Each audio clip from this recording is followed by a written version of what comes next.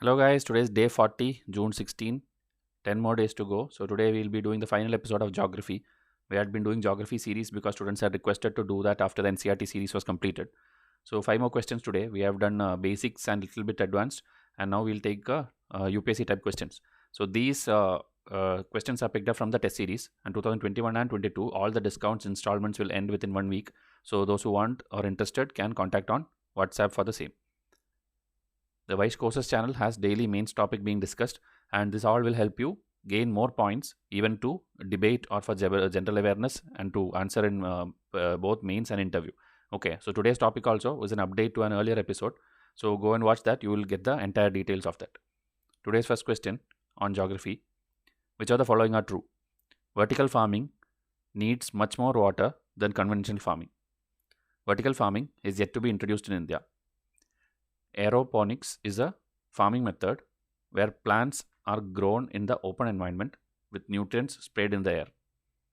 1, 2, 3, 3 only, 1, 3 only, none of these.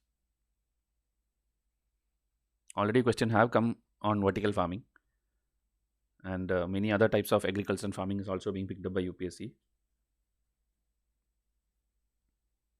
So here, which of the following are true? Everything is false because there is nothing like it needs more water. It's like a similar kind of water or maybe lesser, and it is already there in India. In 2019 it was introduced, and this is not in an open environment. It is in a closed or semi-closed environment, okay, where nutrients are spared there. So this detailing and underlining will be enough for you to study, okay, of what is vertical farming. So here more details are there. Carbon print of vertical farming is very less. So these are the type of points which UPSC will pick and ask on this topic, and you should be aware of this kind of points on every type of farming, okay, because that is the latest trend in UPSC exam.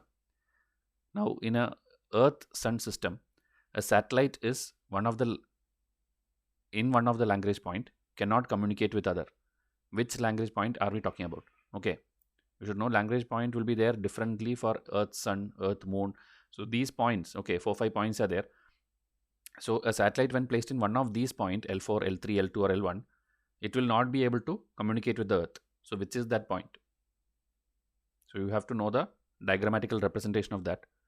It's very important also because India's solar mission, Aditya mission, is there, which will be going and be placed on one of this point.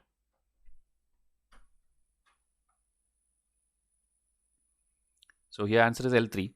So the basics you have to know. These are actually positions in space where the gravitational forces of two body systems like Sun and the Earth produce enhanced regions of attraction and repulsion.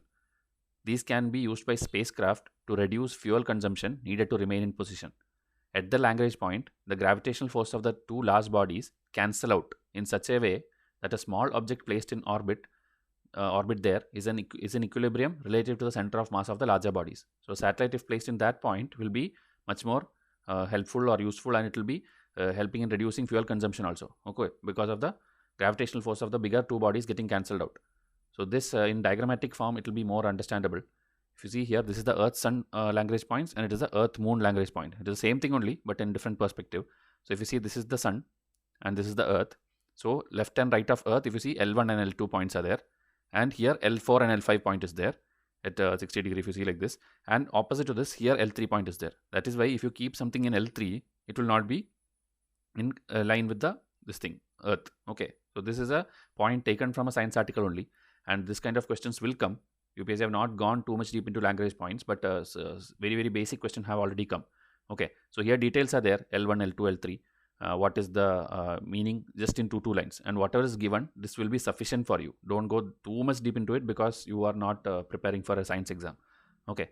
Same will apply for Earth and Moon system also, okay. L3 is here, L4 is here, L5 is here, L1, L2. So the satellite of India will be placed at one point of this. So go and try to find out with that also, where is Aditya going to be put, okay. Aditya mission name itself, you will, if you know fully, you will know where it is going to be placed, okay.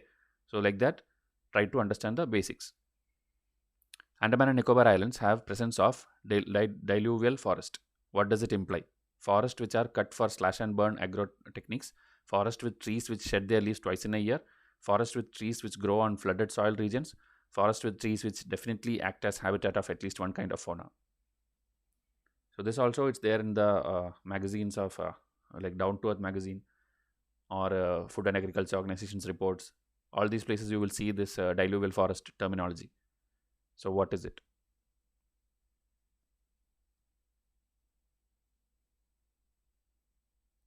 So it is a forest with trees which grow on flooded soil regions.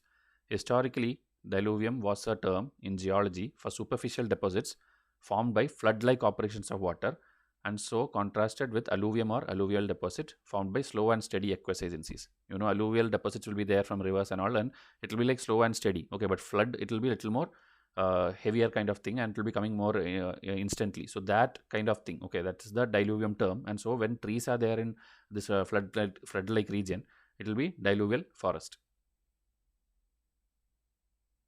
Which of the following are true regarding organic farming? Sikkim became the first organic state in India. There is zero usage of fertilizers and pesticides in organic farming. GM crops and crop rotation is strictly avoided in organic farming. Oh, 1 and 3 only, 1 only, 2 and 3 only, 1, 2, 3. This is an already asked UPSC question. And you should know like Sikkim is the first state to have organic farming fully. Lakshadweep is the first union territory to have organic farm fully. Okay, it is a new December 2020 news update. So it's one only because it's not like zero usage. It's like chemical fertilizers and fertilizer will not be there, but the organic ones will be there. So you cannot tell zero usage of fertilizer. Okay, and GM crops and crop rotation is not avoided. It can be used. Okay, many agriculture techniques are used. Organic means only that chemical things are not there and everything is done naturally. Okay, that is why it is called organic farming. So you can read all the details here. You can pause and see. I'm not going to read it entirely. Okay. Which are the following are true about sequestration? Okay, about sequestration, a detailed question already came in 2017-18. Saline formation may present the highest carbon dioxide sequestration capacity among the various geological formation types. Geological carbon sequestration refers to storage of atmospheric carbon in vegetation, soils, woody products, and aquatic environment. So both 1 and 2, 1 only, neither 1 nor 2, 2 only. So it's like a definition of what is geological carbon sequestration.